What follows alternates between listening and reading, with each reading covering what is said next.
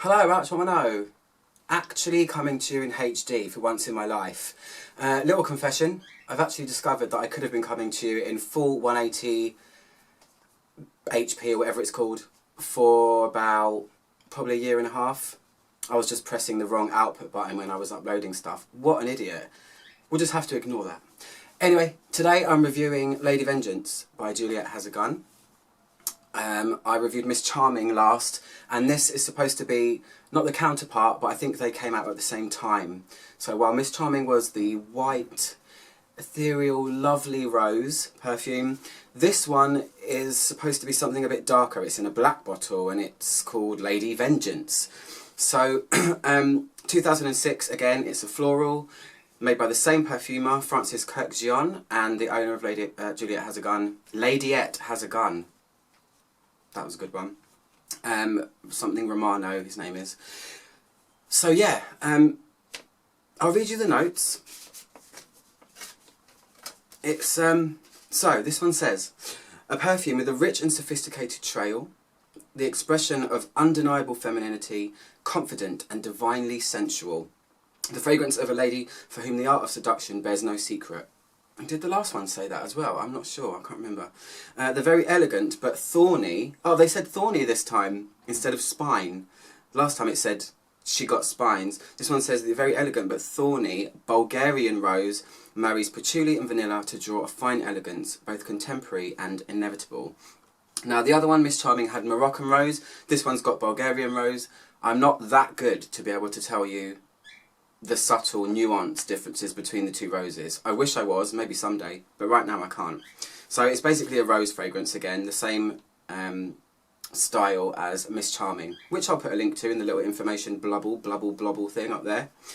So it says main ingredients: Bulgarian rose, patchouli and vanilla. So let me spray it on my right hand because I've already got it on my left hand. You know the drill. So my first impressions. Lady Vengeance, I was expecting quite a big leap upwards from Miss Charming. I thought this is going to be darker, it's in a really sexy black bottle, it's got patchouli added to it. I thought it was going to be a real skanky rose, when in reality, it's not. I expected this to be a kind of Lady Vengeance, come at me brah kind of thing. Is that what people say now? Come at me brah? I've never said those words in my life. Yeah, come at me, brah. When in reality, it's more like, hi, how are you? How are you? I'm cool. Great. Okay, bye. So it was quite a shock, really. I thought it would be amped up. I do have another one by them called Vengeance Extreme, and now I'm really curious. I'm going to review that one next to see if it does go to the next level. But what this is very similar to the other one. It's a very clean, crisp top note of rose, which stays all the way throughout. The patchouli gives it just a little bit more weight. It is different in that respect. It does have a little bit more weight. It's a little bit more interesting. I do prefer this. But is it vengeful? Are there any thorns? Are there any spines? No. It's still a very pretty, feminine and airy rose perfume with just a twinkle of something darker behind from the patchouli. Now, according to Fragrantica, this has a couple of single fragrance molecules in it. Iso-E-Super is one of them, which, if you don't know already, used in fragrances to give a lot more longevity and a bit of airiness. It kind of smells like cedarwood on its own. And it's also got ambroxan, I think it was, or is it a doxal? One of the two, I can't remember. But whichever one it is, I think it's ambroxan. Ambroxan gives a very clean, airy, laundry type smell to a fragrance. Now, if you're making a fragrance called Lady Vengeance based around rose and it's supposed to be kind of the dark counterpart to your Miss Charming, I'm not sure why it would have these airy, effervescent-y kind of notes to just lift the rose up. Surely you'd want to skank it up and make it, you know, dark. It isn't. It's very simple again. It's actually very pretty and feminine and light and airy, like I said. Kind of like a spring perfume in a way. You'd wake up on a nice crisp spring morning and spray this. If I'm going to go there, if I'm going to have to say stuff like that, I will. Yeah, quite shocking really. Not shocking, just surprising in terms of the way everything's packaged and the name and everything, it doesn't really match up. So I'm hoping Vengeance Extreme will be the one I'm looking for.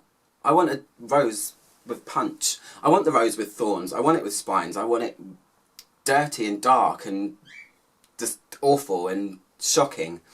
But for now, no.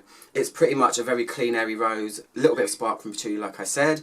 The patchouli lends a tiny green element because at the end of the day it's a leaf.